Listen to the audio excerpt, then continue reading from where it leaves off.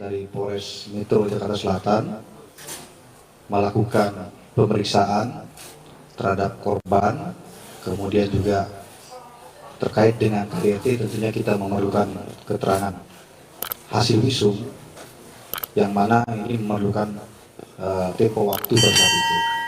Kemudian sejalan berjalannya waktu, kemudian penyidik juga melakukan pemeriksaan terhadap beberapa orang saksi hingga malam hari ini termasuk dengan saudara Muhammad Rizky sudah ada 6 orang saksi yang kita periksa. Kemudian sedianya memang pemeriksaan saudara Muhammad Rizky ini yang hari ini sudah dilakukan mulai jam 11 siang tadi hingga saat ini, sedianya adalah besok kita lakukan.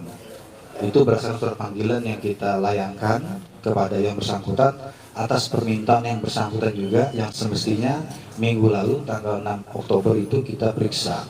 Tetapi minta dulu 1 minggu, yaitu menjadi tanggal 13 Oktober tahun 2022, yaitu besok.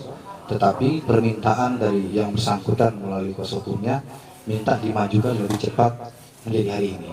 Dan ini juga direspon oleh kepolisian dalam ini Polres Metro Jakarta Selatan dengan baik. Kita merespon dan juga melakukan pemeriksaan hari ini. Hari ini pemeriksaan dilakukan ya sesuai dengan tahapan yang sudah kita lakukan, mulai dari penyelidikan kasus ini, kemudian menaikkan statusnya menjadi penyidikan.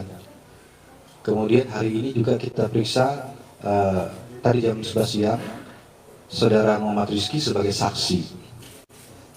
Kemudian sejalan dengan berjalannya pemeriksaan dan juga terkait dengan hasil pemeriksaan sebelumnya terhadap saksi-saksi yang lain, termasuk juga keterangan saksi korban dan juga tentunya hasil visum yang mendukung adanya kekerasan dalam rumah tangga yang dilakukan oleh terlapor, maka malam hari ini bisa saya sampaikan hasil pemeriksaan yang dilakukan oleh penyidik dari Satreskrim Polres Metro Jakarta Selatan telah menaikkan status saudara Muhammad Rizky dari saksi menjadi tersangka.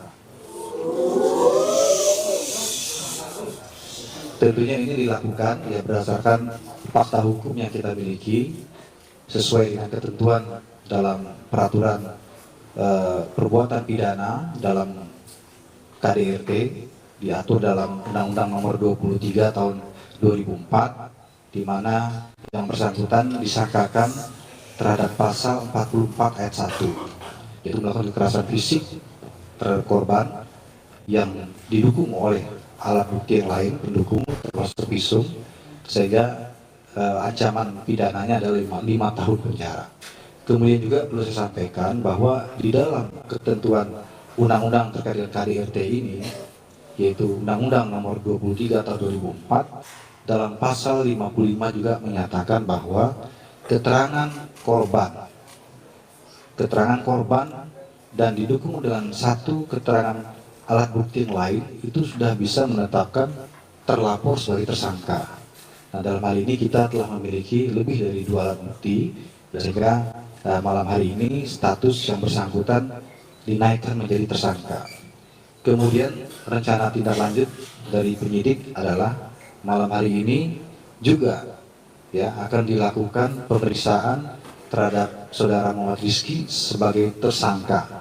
Ya, sementara rehat sejenak karena kita berikan ruang waktu untuk beristirahat, tetapi kita sudah menyampaikan kepada yang bersangkutan bahwa statusnya sudah dinaikkan sebagai tersangka, yang bersangkutan juga sudah mengetahuinya. Kemudian kita akan melakukan pemeriksaan malam hari ini. Kemudian setelah itu nanti penyidik yang akan menentukan, nanti akan disampaikan oleh Pak Kapolres atau Kasimas Polres, apakah malam hari ini ditahan atau bagaimana ya. Nanti kita update lebih lanjut. Demikian rekan-rekan ya yang bisa saya sampaikan. Sekali lagi kepolisian dalam hari ini bekerja berdasarkan fakta hukum. Kemudian kita mengedepankan keadilan bagi semua pihak. Sampai dengan hari ini pun kita memanggil yang bersangkutan, kita periksa.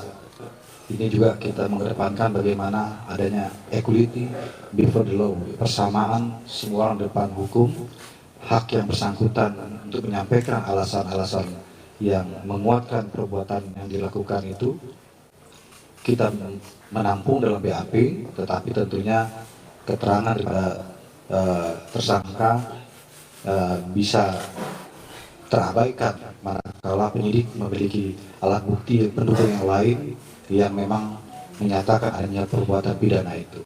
Jadi sekali lagi tentunya kita prihatin terhadap kasus ini, ya. Kekerasan dalam rumah tangga ini dilakukan oleh orang terdekat di dalam keluarga yang semestinya menyayanginya begitu ya dan melindunginya, bukan malah sebaliknya, ya. Tentunya dalam hal ini penyidik akan bekerja secara profesional, ya, kemudian mengedepankan keadilan bagi semua pihak, terutama bagi korban, dan juga kita bekerja bersama fakta hukum. Demikian, terima kasih. Saya akhiri, wabillahi taufiq wal hidayah. Wassalamualaikum warahmatullahi wabarakatuh.